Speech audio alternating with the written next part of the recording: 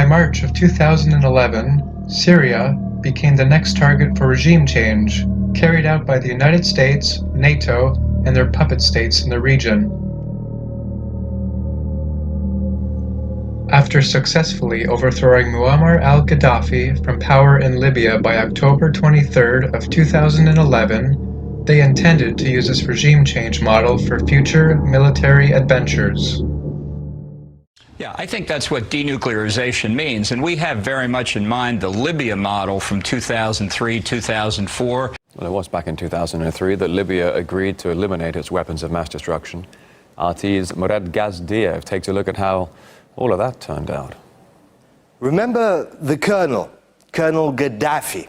He once had a nuclear program, scary stuff, desperate with nuclear weapons. So the world sanctioned him, pressured him, punished him. Eventually, Colonel Gaddafi offered to scrap his nuclear program. The US and Britain made the deal, all hush-hush. They lifted sanctions, resurrected relations, made friends. 7 years later, they came back and helped kill him.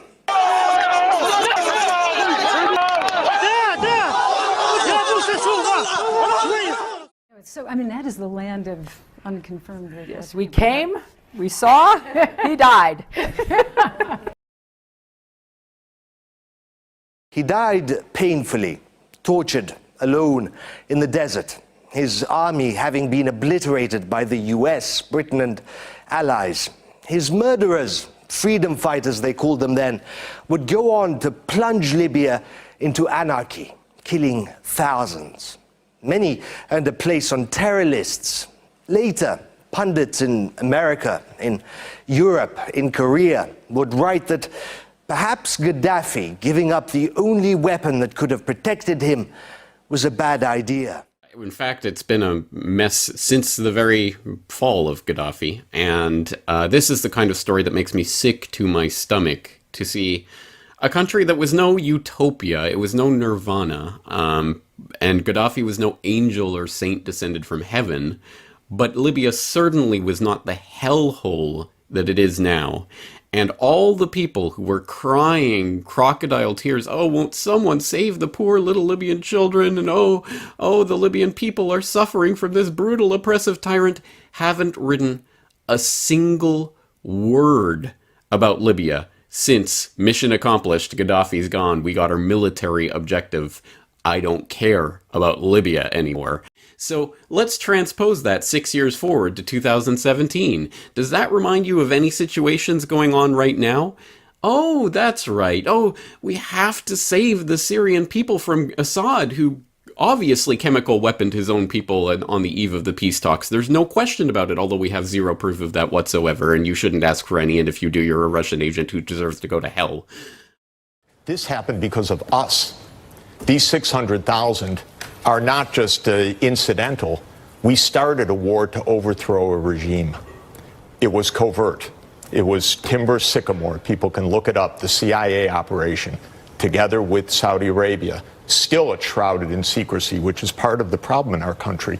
A major war effort, shrouded in secrecy, never debated by Congress, never explained to the American people, signed by President Obama, never explained. And this created chaos. Anybody who makes comments about so-called ISIL, ISIS, whatever the hell they call themselves, is if anyone wants to speak seriously about this, whether it's a Western leader or whatever prostitute politician or pundit in the media they put out there, if these people do not acknowledge the very direct support that so-called ISIL, ISIS has gotten from the West, then they're not serious, and no one should take them serious. The fact that the West has blatantly supported our allies, Saudi Arabia in particular, Qatar, while they have been funding these mercenaries is simply indisputable. It's a matter of public record. The fact that we have provided training to ISIL in Jordan and that our good friends and allies, Turkey, have been shuttling these psychopaths across the border from Turkey into Syria, all of this is indisputable. The fact that they're running around with American weapons, the fact they're running around in Humvees, M16s, I used to use an M16, brand new M16s, all that sort of stuff is simply indisputable. And you could do it. You can do it by diplomacy. and negotiation, not bombs, Senator McCain. We cannot afford to shed more Syrian blood. We're announcing today that combat training has begun for a company-sized group from the new Syrian forces. This program is critical and a complex part of our counter-ISIL efforts. We expect a second group to begin training in the next few weeks. As I've said before, this aspect of our strategy was moving too slowly, but the fall of Ramadi has galvanized the Iraqi government. So with the additional steps I ordered last month, we're speeding up training of ISIL forces, including volunteers from Sunni tribes in Anbar province.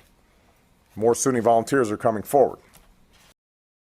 According to a new UN report, the number of fighters leaving home to join al-Qaeda and the Islamic State group in Iraq, Syria, and other countries has spiked to more than 25,000 from over 100 nations. The panel of experts monitoring UN sanctions against al-Qaeda said in the report obtained Wednesday by the Associated Press that its analysis indicates the number of foreign terrorist fighters worldwide increased by 71% between mid-2014 and March 2015. It said the scale of the problem has increased over the past 3 years and the flow of foreign fighters is higher than it's ever been historically. The panel said in the report to the UN Security Council the overall number of foreign terrorist fighters has risen sharply from a few thousand a decade ago to more than 25,000 today. The report said just 2 countries have accounted for over 20,000 foreign fighters, Syria and Iraq. They went to fight primarily for the Islamic State group, but also the al-Nusra Front. Islamic State terrorists are maybe driven by hate, but it's what they're driving that's been raising more than a few eyebrows of late.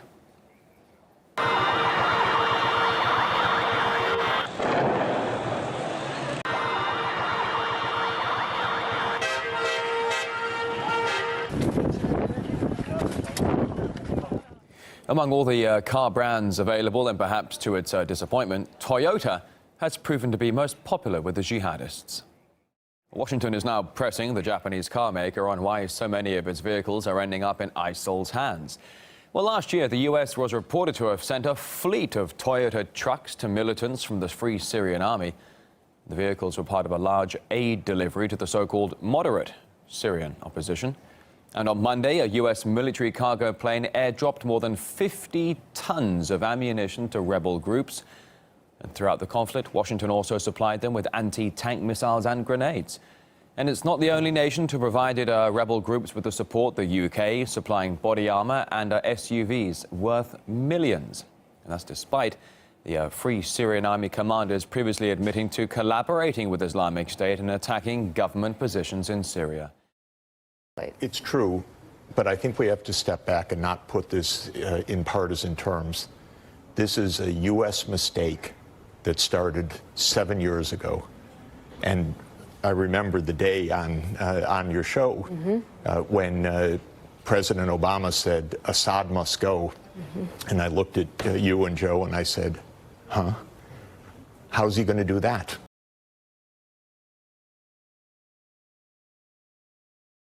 Now, what are we going to do? This is not our battle. And we were wrong to declare Assad must go because we can't enforce that, and we shouldn't enforce that. Regime change doesn't work very well when the United States puts down these demands. He keeps doing it. He said Mubarak must go well before it looked like Mubarak was going to go. Then he said Assad. Maybe the president should stop saying somebody must go unless he's going to. Well, that was also Secretary of State Clinton. You know, it was a strange statement at the time, another declaration of regime change. But where was the policy that went along with it? I never thought there was a policy.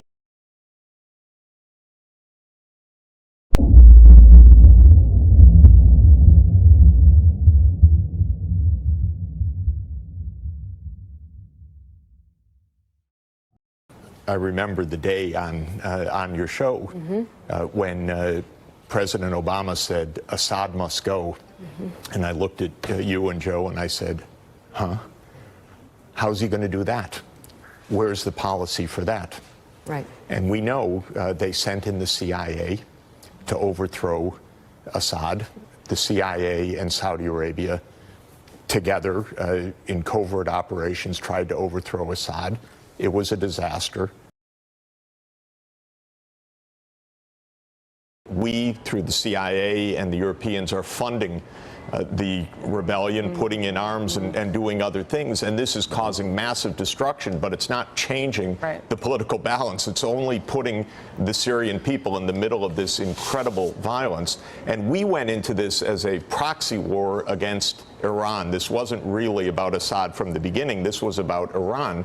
And we went in a little bit. It's leading to massive destruction, but it's not leading to real solutions. I want us to stay out, not to go even deeper into it.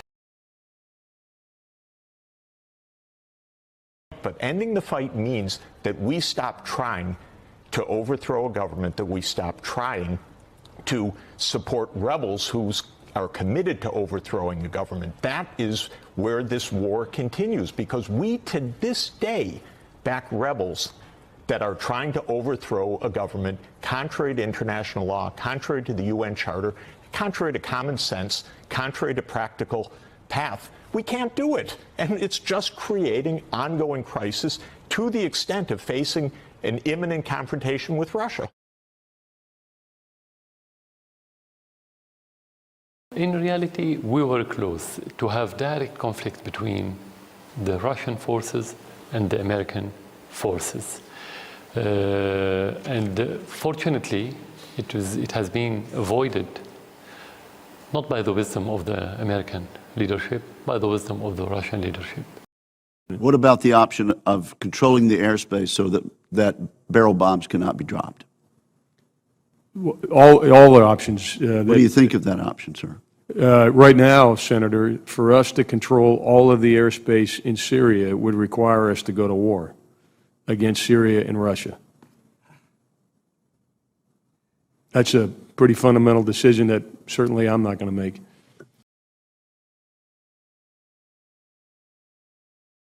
Eventually, it brought in both ISIS as a splinter group to the jihadists that went in.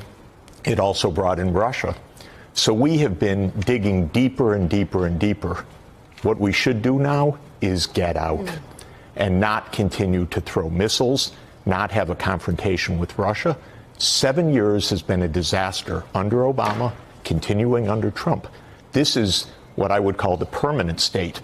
This is the CIA, this is Pentagon, wanting to keep Iran and Russia out of Syria, but no way to do that. And so we have made a proxy war in Syria. It's killed 500,000 people, displaced 10 million, and I'll say predictably so, because I predicted it 7 years ago that there was no way to do this and that it would make a complete chaos.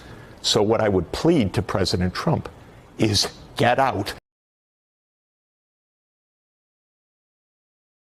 And if you go back to the Nuremberg tribunals, wars of aggression are the supreme crime. People hung for that in Nazi Germany. I'm wondering why we don't have anybody hanging for the war of aggression that we fought in Afghanistan, and even more ridiculous and insane is the invasion and occupation of Iraq that is translated to the deaths of 1 million, perhaps 2 million, millions of refugees, millions of orphans running around without a parent or even both parents as a result of this. And then we go to Libya, in which we've totally destroyed that country, and we want to do the same thing and have largely done the same thing with our policy towards Syria.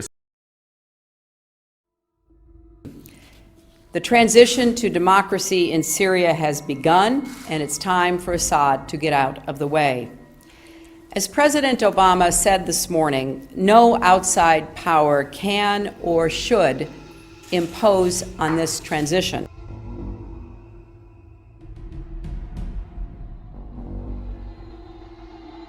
Already the United States has imposed strong sanctions on Syria's leaders. We supported a transfer of power that is responsive to the Syrian people. And many of our allies have joined in this effort. The only way out of Syria's nightmare is to move forward towards political transition and not to give up the cause of freedom. The future for Syria is a future without Assad.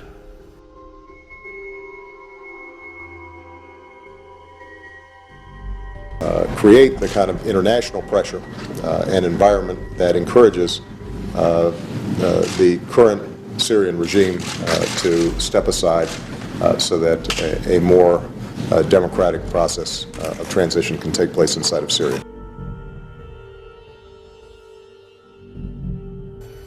The world will not waver. Assad must go, and the Syrian people must be free to choose their own path forward.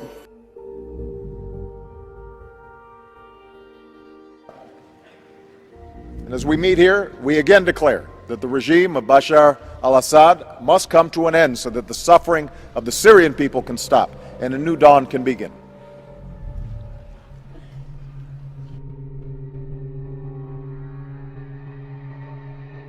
And it is just further evidence that Assad has to go. We're going to keep increasing the pressure on the Assad regime and working with the Syrian opposition. The Prime Minister has been at the forefront of the international effort to push for a transition to a democratic Syria without Bashar Assad.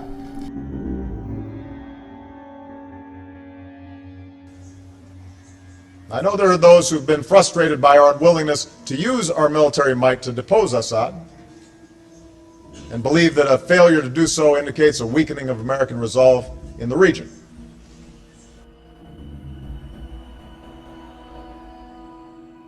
But the only lasting solution to Syria's civil war is political.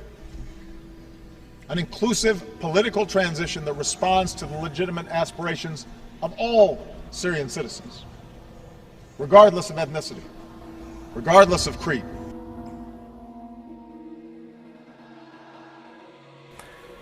In Syria, the only way that the civil war will end, and in a way so that the Syrian people can unite against ISIL, is an inclusive political transition to a new government without Bashar Assad.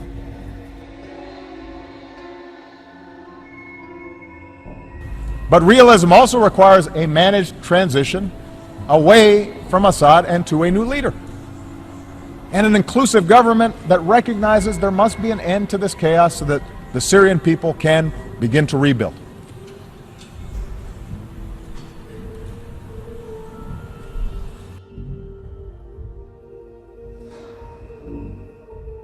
Making countries like Syria become places where people actually want to live.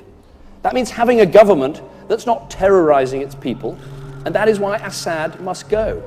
In its place, we need a government that can be our ally in the defeat of ISIL, because we'll never be safe here in Britain until we eradicate that death cult. I will say it again. Such a future, I am convinced, cannot include Bashar al-Assad. There's no alternative to a managed transition away from Assad.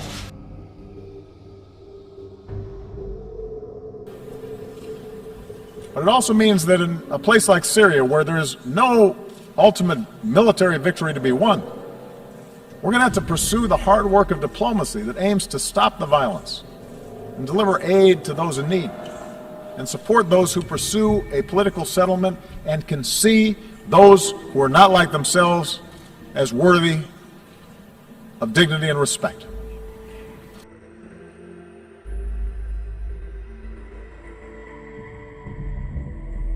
Mr. Secretary, in his farewell speech to the UN General Assembly on Tuesday, President Obama stated, "There is no ultimate military victory to be won in Syria." As a member of this committee for many years, I find this assertion to be astounding. Our chairman and I, along with other members of this committee, have made repeated admonitions over the years that decisive action needs to be taken against President Assad.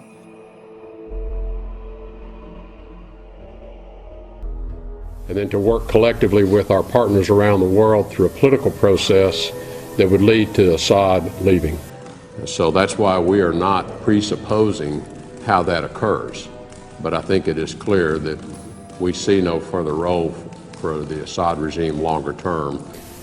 Assad's role in the future is uncertain, clearly, and with the acts that he has taken, it would seem that there would be no role for him to govern the Syrian people. but the final outcome, in our view, does not provide for a role for Assad or for the Assad family in the future governance of Syria. So 10 days ago, you said that getting Assad out of Syria would no longer be a priority for the United States. Obviously, since then was the chemical weapons attack. But I'm trying to figure out, is regime change in Syria now the official policy of the United States? So there's multiple priorities. Getting Assad out is not the only priority. And so what we're trying to do is obviously defeat ISIS. Secondly, we don't see a peaceful Syria with Assad in there. Thirdly, get the Iranian influence out.